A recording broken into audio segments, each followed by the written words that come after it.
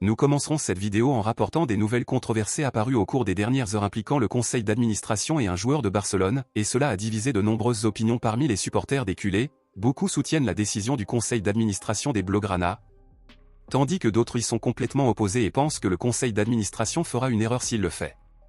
Eh bien, ces dernières heures, il a été confirmé qu'il y a presque 100% de chances que Barcelone mette en vente le défenseur Andreas Christensen lors de la prochaine fenêtre de transfert, et cela n'a pas plu à beaucoup de gens qui considèrent Christensen très utile pour le club. Comme Barcelone compte déjà de nombreux défenseurs en ce moment, lorsque Christensen reviendra de sa blessure, le joueur se sentira peu utilisé car les autres sont prioritaires au-dessus de lui. De plus, comme Christensen est toujours absent en raison d'une blessure et ne reviendra jouer que l'année prochaine, le club estime qu'il n'aura pas la même adaptation au nouveau schéma tactique que ceux qui sont là depuis plus longtemps depuis le début de la saison. Il est donc possible que Barcelone choisisse de gagner de l'argent lors de la prochaine fenêtre de transfert en vendant Andreas Christensen. Mais et vous, pensez-vous que Barcelone fera une erreur en vendant Christensen? Laissez votre avis ici dans les commentaires.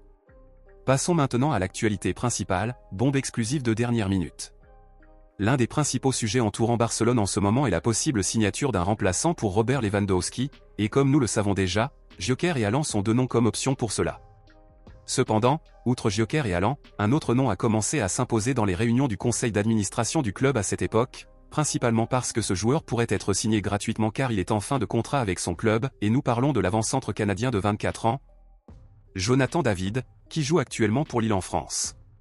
Cette semaine, Jonathan David s'est déclaré pour Barcelone en déclarant qu'il est fan du club catalan et qu'il rêve de jouer un jour pour l'équipe Blaugrana, et en plus, Jonathan David a actuellement une valeur marchande de 45 millions d'euros. Cependant, comme le joueur n'a de contrat avec Lille que jusqu'au milieu de l'année prochaine, Jonathan David pourra signer un pré-contrat gratuit avec Barcelone en janvier. Jonathan David n'est pas la première option d'avant-centre pour Barcelone, et le club tentera de recruter Gyökeres et Haaland en premier. Cependant, s'il n'y parvient pas, le club passera à Jonathan David. Compte tenu de cela, à votre avis, considérez-vous Jonathan David comme une bonne option d'avant-centre pour Barcelone? Pensez-vous que cela vaut la peine de l'embaucher? Dites-le moi ici et je lirai votre commentaire. Je vous verrai dans la prochaine vidéo.